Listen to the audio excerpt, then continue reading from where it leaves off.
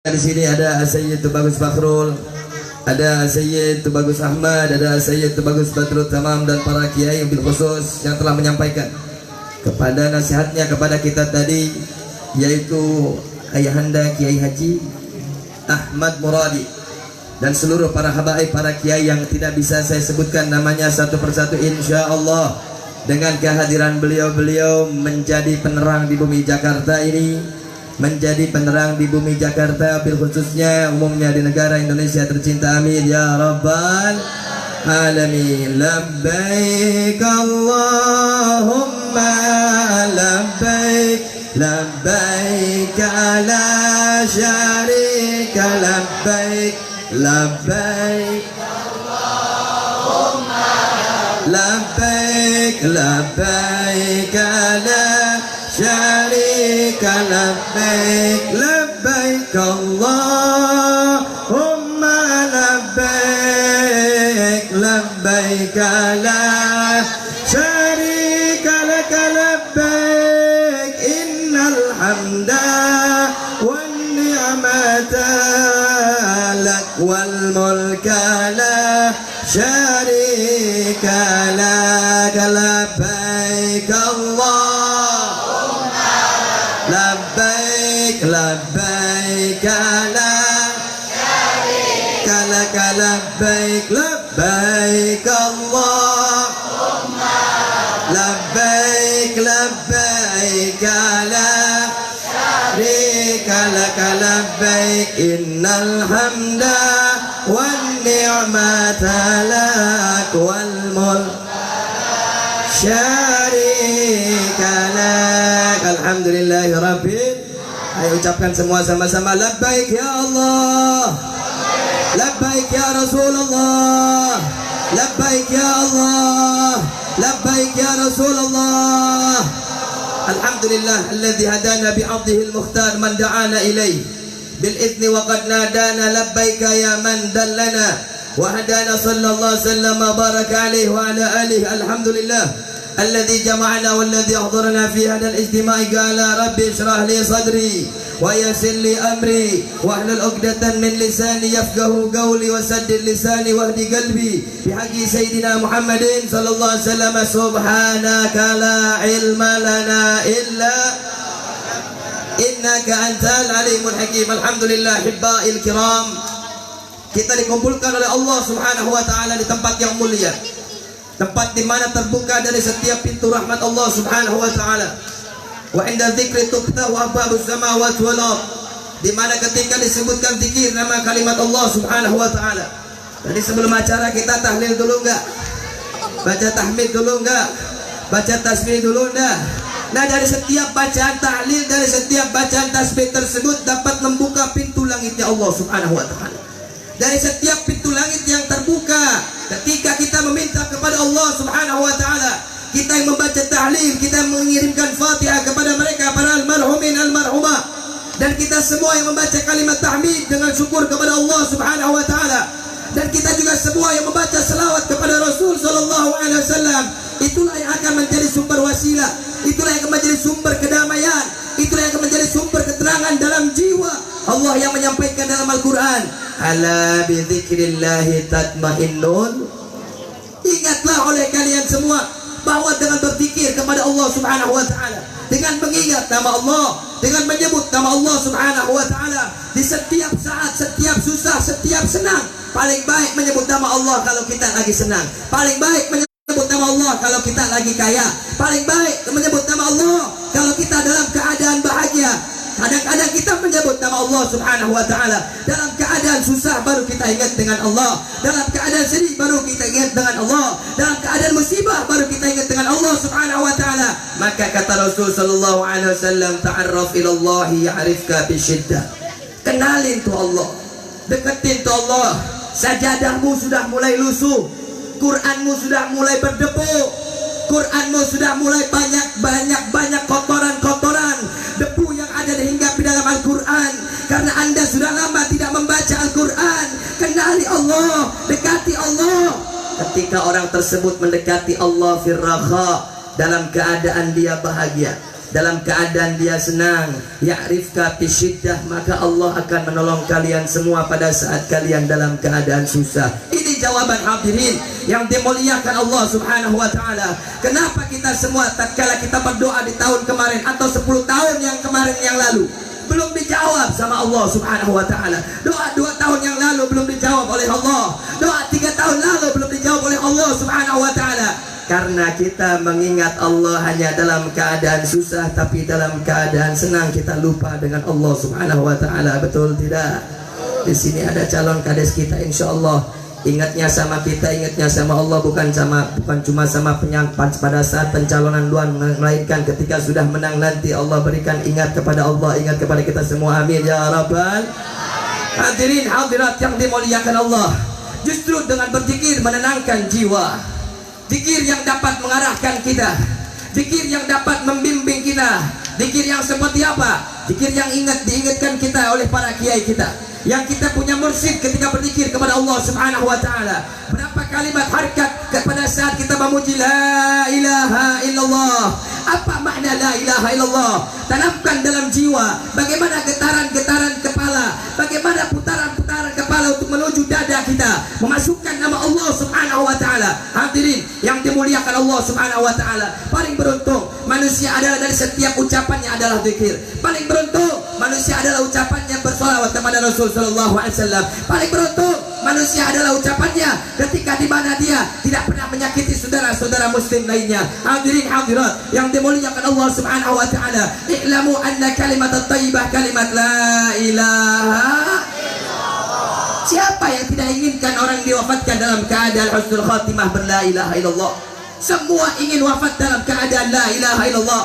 Semua ingin yaitu meninggal dalam keadaan husnul khatimah, meninggal dalam menyebut la ilaha illallah.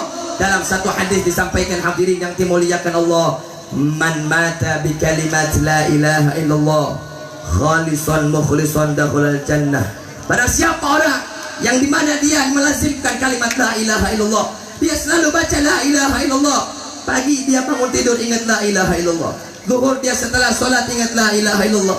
Asar dia setelah solat jalankan dikir la ilaha illallah. Berapa kali? 165 kali menurut Thariqah Qadiriyah wa Naqsyabandiyah. Apa yang terjadi hadirin yang dimuliakan Allah? Kalau kita akan lazimkan, kalau kita dawamkan kalimat tersebut, ini kalimat yang akan memberkahi kita dunia barjah hingga akhirat. Ini kalimat yang akan menuntun lisan kita. Ini kalimat yang akan mengajarkan kepada kita sekalian. Ini kalimat yang akan memberikan ketenangan kepada jiwa kita. Kalau Anda ingin diterangkan kalimat di dalam jiwanya, maka baca kalimat la ilaha illallah. Siapa orang yang baca kalimat la ilaha illallah sampai dia bertalqin ketika dimana membaca kalimat la ilaha illallah akan meninggal dunia, dakhalal jannah, maka dia akan dimasukkan ke dalam syurga. Saya tanya orang sini, pengen masuk surga apa pengen masuk neraka? Pengen surga apa pengen neraka? Sholatnya rajin kagak? Sholatnya rajin kagak? Zikirnya rajin kagak? Baca sholawatnya rajin kagak? Pingin masuk surga, ingin dijauhkan api neraka, perbuatan kita mengarahkan kita sendiri untuk dijerumuskan ke dalam api neraka. Ingin dijauhkan dari api neraka, selalu mendekati daripada api nerakanya Allah. Dimana ketika digaungkan asma Allah, dimana ketika digaungkan asma salawat kepada Rasul sallallahu alaihi wasallam, tidak satu dua makhluk Allah Subhanahu wa taala yang menjauhi majlis-majlis semacam ini. Makanya saya tadi setuju sekali dengan Kiai Ahmad Muradi yang menyampaikan kepada kita, yaitu di mana ketika umat Islam itu ingin dibuat hancur adalah dengan cara kita semua ini dijauhkan, kita semua dengan para ulama. Kalau ulama sudah jauh dengan kita jauh dengan mereka. Hadirin yang dimuliakan Allah Subhanahu wa taala, saya pernah membaca karena saya orang dari kampung kitab Nasaihul Ibad. Di situ disampaikan yang dimana dikatakan oleh seorang Syekh Al-Imam Nawawi Al-Bantani Al-Dhamatul Khat. Beliau mengatakan kepada kita sekalian bahwasannya sayati zamanun al-ummati yafirruna minal ulama fayabtalihumullah bi thalathi baliyat. Apa kata Rasul sallallahu alaihi wasallam? Akan datang nanti suatu masa di akhir zaman. Ini kita sudah hidup di akhir zaman. Walaupun banyak kiai disebutnya kiai akhir zaman, walaupun ada habibnya akhir zaman, walaupun ada ulama yang hidup di zaman sekarang, ulama akhir zaman. Maka ketika siapa saja orang yang hidup di akhir zaman, apa kata Rasul sallallahu alaihi wasallam? Maka nanti banyak atba'u zaman, mereka para pengikut zaman, mereka yang ikut model, mereka yang ikut modis, gaya kebarat-baratan, mereka yang akan menjauhi ulama, mereka yang akan menyakiti ulama, mereka yang akan menyiksa ulama, mereka yang akan menjauhkan umat semuanya dari ulama-ulama warisan baginda Nabi kita Muhammad. Dan ketahuilah hadirin yang dimuliakan Allah, Anda tahu bahwasanya ketika Anda jauh dari ulama, apa yang akan Allah berikan kepada kita sekalian? Fayabtalihumullahu bithalathi baliyat, maka Allah akan berikan 3 musibah yang dirasa ataupun yang tidak dirasa oleh kita. Ada berapa musibah yang akan diberikan oleh Allah? Ada 3. Lanjut apa lanjut? Lanjut apa lanjut? Pengen tahu nggak apa aja musibahnya?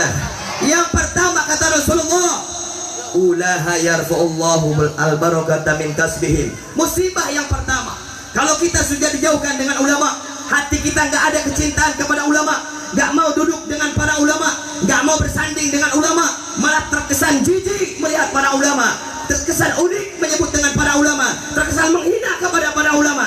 Musibah yang pertama adalah ulaha yarfa'ullahul barakata min kasbihim. Musibah yang paling pertama adalah Allah akan mengangkat keberkahan di dalam pengkasaban Anda. Apa ini pengkasaban? Pengkasaban ini tempat kerja. Apa ini pengkasaban? Pengkasaban ini cara Anda mengais rezeki. Akan diberikan letrek oleh Allah, akan diberikan sulit oleh Allah Subhanahu wa taala. Yang ojek akan disulitkan dengan pengojekannya, yang angkot akan disulitkan dalam pengangkotannya, yang dagang akan disulitkan dalam perdagangannya, yang tani akan disulitkan dalam pertaniannya, yang kerja akan disulitkan dalam pekerjaannya. Jangan nyalahkan siapa orang yang menyulitkan ini, tapi tanyakan kita dekatkah tidak dengan ulama. Ini musibah yang akan Allah berikan kepada kita, yaitu diangkatnya keberkahan di dalam materi ataupun cara pencarian rezeki kita untuk menghidupi daripada anak istri kita. Saya tanya orang sini, pengen berkah rezeki atau tidak? Pengen berkah rezeki atau tidak? Bu, ingin rezekinya berkah? Ingin berkah tidak rezekinya? Dekati para ulama, cintai para ulama, insya Allah Allah akan berikan keberkahan kepada kita, khususnya untuk masyarakat Rawa Belong ini, Rawa Panjang ini. Mudah-mudahan diberikan keberkahan dalam pencarian rezekinya oleh Allah Subhanahu wa taala. Yang lagi seret mudah-mudahan dilancarin rezekinya, yang rezekinya di langit mudah-mudahan diturunin, yang rezekinya di bawah bumi mudah-mudahan diangkat oleh Allah untuk menghidupi dan mengais rezeki anak istri kita. Amin ya rabbal. Musibah yang kedua, kalau kita jauh dengan ulama, apalagi kriminalisasi ulama. Apa musibah yang kedua? Wasaniha yusallitullahu alaihim sultanan jairon. Ini paling bahaya dan paling sensitif. Ditangkap kagak nih saya? Kira-kira ditangkap kagak kalau lanjut? Siap ditangkap apa tidak? Kalau saya ditangkap ditengokin gak? Kalau saya ditangkap tengokin gak? Ini kata Allah musibah kita. Kalau kita menghina ulama, kalau kita mencaci maki ulama, kalau kita menjauhi ulama, apalagi ingin membunuh ulama, maka ketika itu Allah akan hinggapkan di antara kalian pemerintah-pemerintah yang lu yang ngomong bukan gua. Allahu Akbar, Allahu Akbar. Makanya pantas hadirin yang dimuliakan Allah. Sekarang kita lihat hadirin yang dimuliakan Allah, bagaimana keadaan kepala desa. Jangan dulu berbicara stop tentang kabupaten, tentang provinsi, tentang gubernur, tentang kita pribadi saja. Sebagai pemimpin rumah tangga, sebagai pemimpin anak dan istri kita, kita masih banyak berbuat dolim. Dan kezaliman itu bermula ternyata dari asal usul kita gak mau deketin ulama, gak cinta dengan ulama. Pantas ini sekarang terjadi hadirin yang dimuliakan Allah. Bagaimana keadaan kita semua sekarang? Mereka dari mulai RT, RW, kemudian lurah, camat dan sampai ke atasnya. Mereka yang terkadang mementingkan hak-hak pribadi mereka saja. Yang penting anak istrinya tercukupi, tidak memikirkan tentang rakyatnya. Janji tinggallah semata janji. Hadirin yang dimuliakan Allah. Karena saya orang Pandeglang. Orang Pandeglang itu kalau sistem pemilihan sistemnya sistem ketokohan. Sistemnya sistem ketokohan. Jadi kepala desa kalau di Pandeglang, Banten, tahu nggak dengan Pandeglang? Tahu. Apal terkena Sunda apa? Bisa ngomong Sunda bisa. Nah, eta di Pandeglang ya, ngomong Sunda pula orang Sunda. Ngerti nggak? Ngerti nggak? Nah, di Pandeglang nih saya, kalau di mana lagi pencalonan lurah, pencalon bupati, itu bupati masya Allah datang. Bupati nomor 1 datang, nomor 2 datang, nomor 3 datang, nomor 4 datang. Masya Allah, alhamdulillah. Subhanallah, ketika dimana datang ke saya Saya tuh bupati-bupati dari 5 calon bupati. Nggak apa-apa di live streaming ini ya, nggak apa-apa biar kedengar sama Bupati Pandeglang. Shallu ala Nabi Muhammad. Dan maka ketika di mana yaitu bupati datang, saya kasih ijazah Habib, karena saya disuruhnya di sana Habib. Di sana ini saya dipanggil Habib. Kenapa? Karena nama saya Habibi. Habib, itu bagaimana? Dimana ketika saya menang ini, bagaimana supaya saya bisa menang ini jadi bupati? Supaya saya menang jadi kandidat bupati, wahai Habib, bagaimana caranya ini? Bagaimana caranya bisa saya menang? Hadirin yang dimulai Allah Subhanahu wa taala, maka saya selalu saya ajarkan kepada dia, Bu, Pak, kalau Bapak ingin menang, kalau Ibu ingin menang, maka jangan lupa Ibu ziarah ke makam ini, ke makam anu. Kita harus bertawasul ke makamnya para wali. Karena kekuatan dohir tidak menjadi jaminan kita semua untuk diberikan kemenangan. Supaya menjadi kandidat, maka silaturahmi sama wali-wali, wali-walinya Allah Subhanahu wa taala yang sudah meninggal dunia menghadap Allah Subhanahu wa taala. Terus yang kedua apa lagi Habib? Yang kedua, kalau pengen menang jadi lurah, maka jangan lupa saya bilang itu bupatinya harus baca ayat kursi 1000 kali. Berapa kali? Ayat kursi 1000 kali. Nih bupati dengerin saya, alhamdulillah. Dia rajin silaturahmi. Di sana ada yang namanya Syekh Rako. Di sana ada yang namanya Syekh Bahauddin. Di sana ada yang namanya Syekh Asnawi Caringin. Di sana ada yang namanya Syekh Sohib. Di sana ada yang Sultan Maulana Yusuf. Di sana ada yang namanya Sultan Maulana Hasanuddin bin Syekh Salim Hidayatullah. Rajin dia jarang mutar. Ayat kursinya dia baca. Ketika dapat kursi, dia ayat kursinya dibuang. Inna lillahi wa inna ilaihi. Inna lillahi wa inna ilaihi. Ini kebanyakan di antara kita hadirin yang dimuliakan Allah. Maka pantas dan wajar kembali ke makalah utama yang disampaikan oleh Rasul bahwasanya menyampaikan, kalau kita jauh dari ulama, kita nggak dekat dengan ulama, bahkan terkesan ingin menyakiti para ulama, maka pantas saja Allah mengirimkan kepada kita pemerintah-pemerintah yang tidak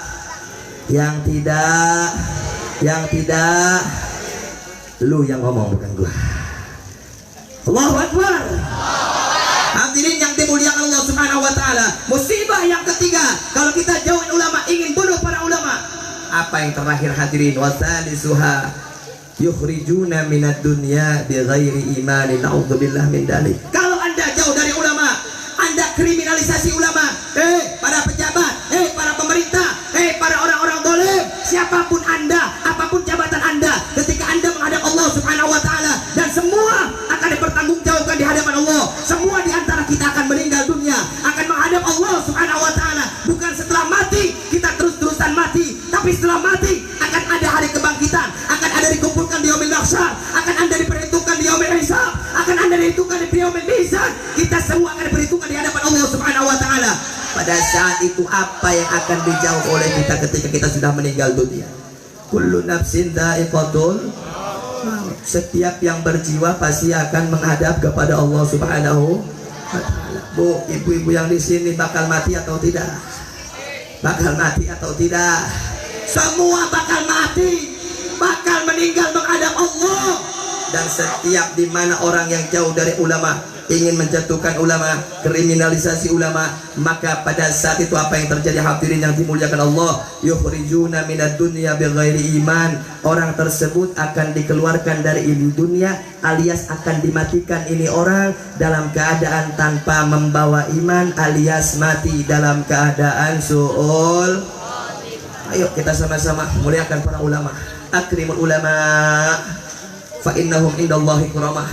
Agungkan mereka, cintai mereka. Sekalipun kita nggak bisa cinta dengan mereka, minimal kita nggak ganggu mereka, saudara. Minimal kita nggak jauh mereka, nggak ada yang menyakiti mereka. Lindungi mereka, jaga mereka dari setiap manusia yang akan berbuat fasik, yang akan berbuat jahat. Wabil khusus guru kita Al-Ustaz Bagus Anis di sini. Kita lindungi dia, kita jaga marwahnya, agar senantiasa kita semua nanti di akhirat dikumpulkan oleh Allah Subhanahu wa taala di belakang baginda Nabi kita Muhammad. Amin ya rabbal hadirin. Hadirat yang dimuliakan Allah. Maka untuk itu hadirin yang dimuliakan Allah Subhanahu wa taala, Rasul sallallahu alaihi wasallam yang diutus ke muka bumi ini oleh Allah Subhanahu wa taala sebagai rahmatan lil alamin, sebagai rahmat bagi seluruh alam semesta.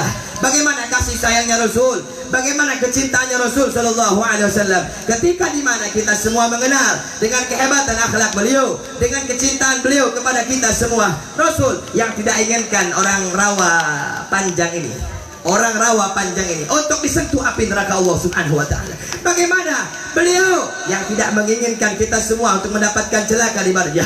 Bagaimana beliau yang menampung saat sakaratul maut, yang mana ketika kita sakaratul maut, boro mau ingat dengan istri kita, yang istri boro-boro mau ingat dengan suaminya, yang anak boro-boro mau ingat dengan orang tuanya. Tapi Rasul yang nggak pernah ketemu dengan kita nggak pernah melihat dengan Rasul sallallahu alaihi wasallam. Tapi anak-anak abnauz zaman, kita yang hidup di akhir zaman ini, kita yang kadang-kadang bergaya-gayaan, meminum minuman keras, melakukan prostitusi, melakukan perbuatan perjudian, melakukan kemungkaratan dan kenistaan.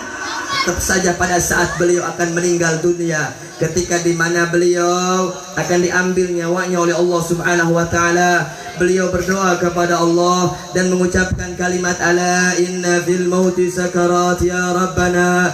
Wahai Allah, dalam sakaratul maut ini ternyata ada kesakitan yang sangat luar biasa.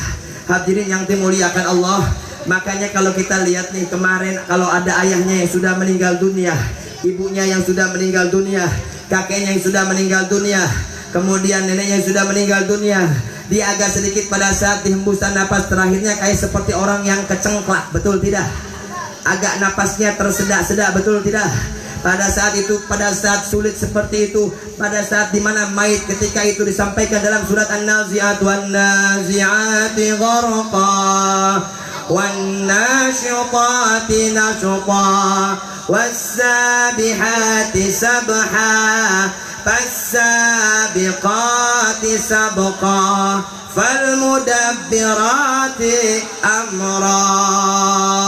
Semuanya Allah.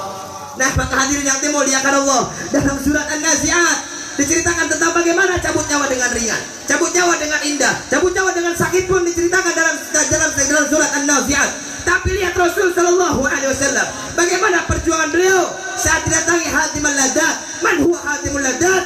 Innahu Israil alaihi salatu wassalam inda babi Rasulullah Muhammad sallallahu alaihi wasallam. Pada saat Rasul didatangi malaikat Israil alaihi salatu wassalam, diketuk pintunya oleh malaikat Israil. Malaikat Israil kalau jumpa dengan Nabi beberapa rupa pada saat itu. Pada saat dimana malaikat-malaikat yang berjumpa dengan Nabi pasti menyerupai, yaitu sahabat Rasul yang bernama Dahyatul Kalbi. Siapa namanya? Dahyatul, sahabat Rasul yang paling ganteng, yang paling tampan, luar biasa. Jadi kalau malaikat ketemu dengan Nabi, malaikat mana aja, termasuk malaikat mungkar yang menyeramkan, penanya di alam kubur, berjumpa dengan Rasul SAW, pasti menyerupai sahabat Rasul yang bernama Dahyatul Kalbi. Maka hadirin yang dimuliakan Allah Subhanahu wa taala, singkat cerita, pada saat Jibril sallallahu alaihi wasallam mencabut nyawa Rasulullah, dari ujung kepalanya terasa sesak Rasul sallallahu alaihi wasallam. Kemudian mukanya mulai memerah. Ketika mukanya mulai memerah, fa'arada Jibrilu alaih. Jibril akhirnya memalingkan pandangannya dari Rasulullah. Kemudian Rasulullah nanya kepada Jibril, "Ya Jibril, apakah kamu jijik lihat wajah saya? Apakah kamu jijik tidak mau melihat wajah saya lagi sakaratul maut?" Ya Jibril, "Kalla ya Rasulullah." Jibril menjawab, "Tidak ya Rasulullah, bukan saya jijik melihat kau saat sakaratul maut, tapi saya nggak tega," kata Jibril. "Saya nggak kuasa wahai Rasulullah, seorang kekasihnya Allah, seorang yang dicinta oleh Allah, seorang yang paling dekat dengan Allah, merasakan sakitnya sakaratul maut." Padahal itu cerita seakan-akan Rasulullah adalah makhluk yang dimaksum, yang dijaga oleh Allah Subhanahu wa taala.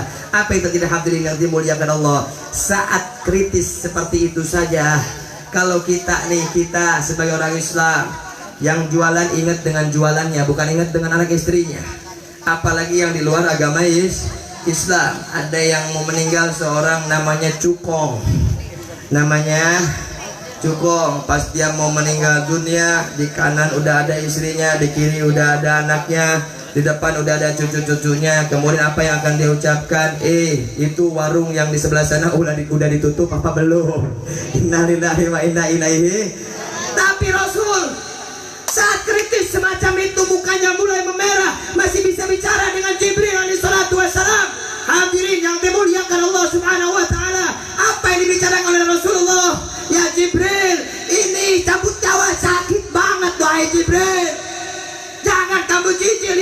saya, pandang wajah saya wahai Jibril, lihat, perlihatkan dan ceritakan cerita ini kepada seluruh malaikat. Hadirin yang dimuliakan Allah Subhanahu wa taala. Kemudian Jibril menyampaikan, ya Rasulullah, ini cabut nyawa udah diringankan. Ini cabut nyawa versi ataupun ala untuk para anbiya wal mursalin udah dikhususkan. Itu doa Nabi yang tadinya minta diringankan. Allahumma khafif alayya mauti. Wahai Allah, ringankan cabut nyawa ini untuk saya. Karena cabut nyawa ini sakit begitu ya Allah. Kemudian disampaikan sama Jibril, ya Jibril, ini cabut nyawa sudah diringankan. Hadirin yang dimuliakan Allah, mendengar kalimat sudah diringankan. Apakah beliau minta diringankan hanya untuk Sayyidah Fatimah? Tidak. Apakah beliau hanya diringankan untuk para sahabat-sahabatnya yang lain? Tidak. Apakah untuk sahabat, apa untuk istri-istrinya yang lain? Tidak. Apa untuk hanya berjumpa orang-orang yang berjumpa dengan beliau? Tidak. Apa yang beliau tanyakan? Wa kaifa ala ummati fi akhir zaman? Wahai Jibril, bagaimana ini cabut nyawa buat umat saya yang hidup di akhir zaman? Umat saya yang tukang minum, wahai Jibril. Umat saya yang tukang mabuk, wahai Jibril. Umat saya yang tukang zina, wahai Jibril. Umat saya yang tukang judi, wahai Jibril. Yang ada secercah iman di dalam jiwanya kepada diriku, wahai Jibril sallallahu alaihi wasallam. Bagaimana keadaan mereka? Itu doa yang tadinya minta diringankan untuk Rasulullah. Akhirnya apa, hadirin yang dimuliakan Allah? Doa tersebut dirubah oleh Rasulullah. Allahumma tsaqil alayya mauti wa khaffif ala ummati. Allahu akbar. Allahu akbar. Doanya dirubah, hadirin yang dimuliakan Allah. Wahai Jibril, wahai Allah, kalau tadi saya minta diringankan, sekarang kata Rasulullah, timpahkan semua sakit sakaratul maut ini kepada diri saya, asal jangan timpahkan sakitnya sakaratul maut kepada umat-umat saya. Ini kecintaan baginda Nabi kita Muhammad sallallahu alaihi wasallam. Ya Nabi, salam alaika ya Rasul. Ayo sambut Rasulullah.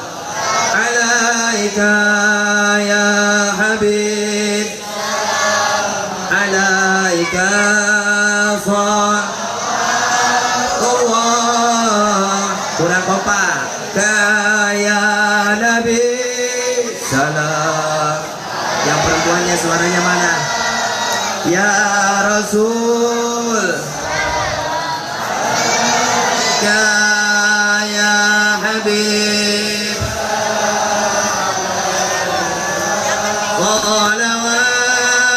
salawatullah.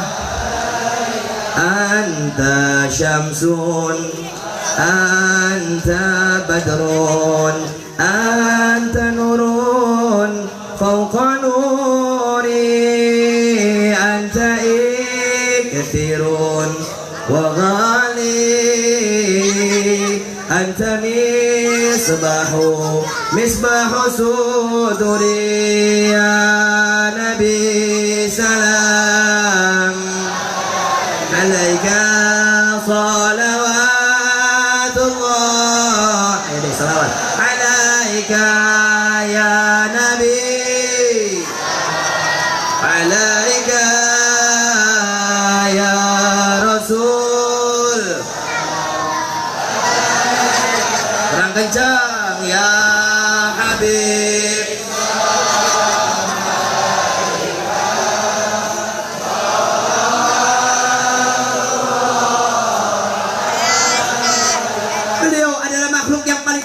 dipuji, hadirin, dari segenap makhluk-makhluk Allah. Ketika dimana kita semua memuji pacar kita, kekasih kita, istri yang memuji suaminya, suami yang memuji kesolehan istrinya, atau anak yang memuji kepada kedua orang tuanya, tidak ada yang lebih pantas dipuji terkecuali baginda Nabi kita Muhammad. Kasih sayang Rasulullah sepanjang masa sampai beliau dimana ketika dihadapkan di hadapan Allah Subhanahu wa taala, beliau sudah ribuan tahun meninggalkan kita. Tapi ketika di mana? Saat setelah hari kiamat nanti, hadirin yang dimuliakan Allah, saat kita semua digiring ke alamul mahsyar, pada saat kita sudah berada di alamul mahsyar, maka pada saat itu Rasul sallallahu alaihi wasallam beliau ruku berlama-lama, sujud berlama-lama. Apa yang beliau inginkan? Apa yang beliau minta? Sampai Allah mengatakan kepada kekasihnya, ya Muhammad, irfa' ra'sak. Wahai Muhammad, wahai manusia yang banyak dipuji oleh Allah, irfa' ra'sak. Kau sudah terlalu lama sujud, kau sudah terlalu lama ruku, wahai Muhammad. Apa yang kau inginkan? wasal tuqta, silahkan kau minta kepadaku apa yang kau minta. Ini kalau orang ngerti nahu, tuqta ini adalah yaitu kalimat fi'lul mudhari fi jamal istiqbal. Pada saat itu akan dijawab oleh Allah. Maka ketika di mana Allah yaitu menanyakan kepada Rasul, wahai Muhammad, apa saja yang kau minta sekarang akan aku jawab. Apa yang diminta sama Rasul sallallahu alaihi wasallam? Ya Allah, aku nggak minta apa-apa ya Allah. Saya cuma memikirkan dan membayangkan umat-umat saya yang hidup di akhir zaman ya Allah. Mereka yang suka melototin orang tuanya nih, anak-anaknya. Suami yang dolim sama istrinya, betul tidak? Istri yang suka melototin suaminya. Anak-anak yang suka mabok, nokip, minum-minuman keras. Masya Allah. Ini yang dipikirkan sama Rasulullah. Anak-anak muda yang suka nyimeng. Wah, ini dipikirkan sama Nabi Muhammad SAW.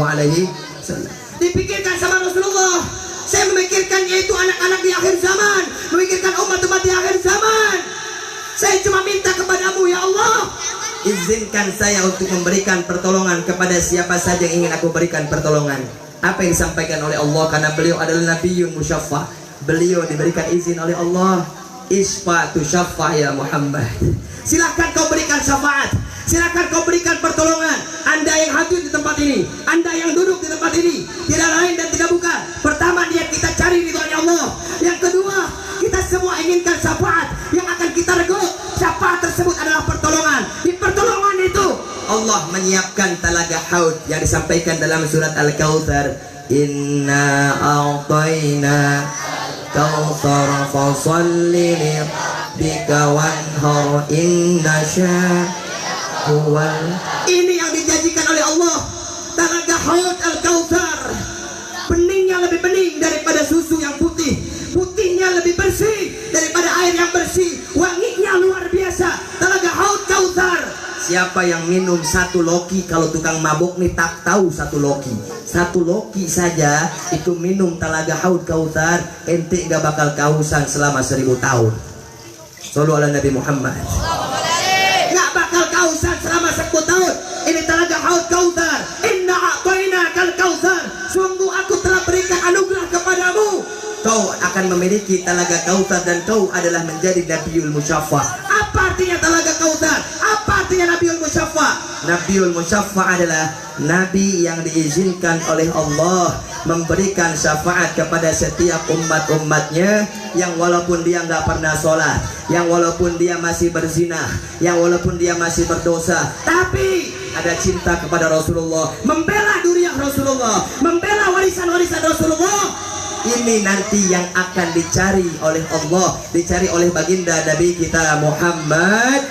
Hadirin hadirat yang dimuliakan Allah Subhanahu wa taala, insyaallah mudah-mudahan kita semua dikelompokkan menjadi orang-orang yang akan menerima syafaat dari Rasul sallallahu alaihi wasallam, karena masih banyak para penceramah yang lain. Saya cukupkan sampai di sini saja. Insyaallah juga kita bisa berjumpa lagi di acara-acara berikutnya. Mohon maaf kepada Ustaz Bagus Anis Al-Maraji, saya harus menuju pulang karena masih ada acara besok pagi di daerah Cipayung Jakarta Timur. Insyaallah mudah-mudahan kita ketemu di daerah Cipayung, mudah-mudahan daerah sini kawan-kawan kita masih ada di sini. Fadhol untuk merapat ke daerah Cipayung, saya masih ada di Masjid Al-Hikmah. Insyaallah mudah-mudahan kita sambung tausiah ini di masa-masa yang akan datang, karena masih banyak dai-dai kita, para habaib-habaib kita. Mudah-mudahan Allah berkahi kita semua dengan syafaat Rasul sallallahu alaihi wasallam. Angkat semua tangannya, kita berdoa kepada Allah Subhanahu wa taala. Allahumma ya azim sultan, ya qadiman ihsan, ya daiman ni'am, ya basitar rizq, ya qasil khairat, ya wasi'at dafi'al balah, ya sami'at wa ya hadir laysa bighaib, ya majid syadaid khafiyal lutuf, ya latifas sunu, ya halim al ajal, ikdi hajati wa hajata man atba wa man ahdara wa man ajaza man habba ilaina birahmatika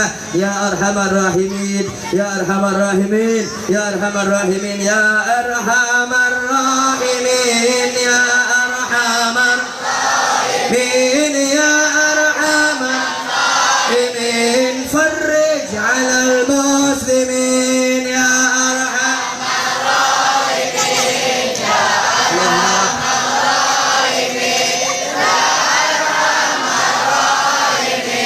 فرج قاسمين بجاه طه الرسول جد ربنا بالقبول وهب لنا كل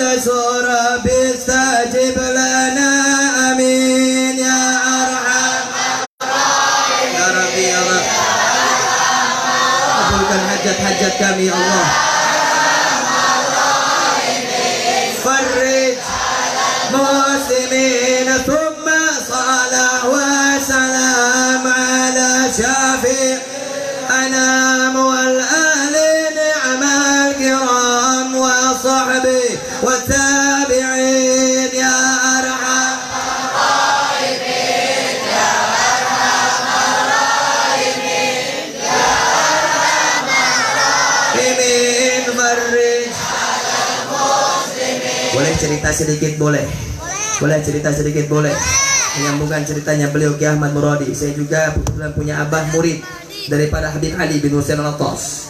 Beliau ayahanda Buya Wase, murid langsung sampai nama beliau diganti. Tadinya beliau namanya Muhammad Wase, yang ganti Habib Ali. Habib Ali Bungur jadinya Abdul Wase. Jadi Abdul Wase ini nama dari Habib Ali Bungur. Jadi dulu ada 3 serangkai habaib yang luar biasa. Habib Ali bin Husain Al-Attas, kemudian Habib Ali bin Abdurrahman Habsyi, sama Habib Salim Jindan. Boleh lanjut boleh? Boleh lanjut boleh? Ketika di mana dulu ada yang ngetes nih sama 3 habaib ini dzurriyyah Rasulullah Sallallahu Alaihi Wasallam. Ketika dites, ini yang datang dari universitas tertentu. Dia datang ke Habib Ali bin Husain Al-Attas pertama kali, menanyakan bagaimana hukumnya makan 1 tipsi dengan anjing. Makan 1 tipsi dengan anjing. Bagaimana hukumnya Habib? Kata Habib Ali, oh najis, tidak boleh. Kemudian singkat cerita, nanya lagi sama Habib Ali bin Abdurrahman Habsyi. Apa yang terjadi? Kata Habib Ali bin Abdurrahman Habsyi, itu makan dengan anjing hukumnya enggak boleh, karena air liurnya takut jatuh ke tipsi kemudian najis, dan makanan tersebut jadi makanan mutanajis, makanan yang terkena nanya sama Habib Salim Jindan.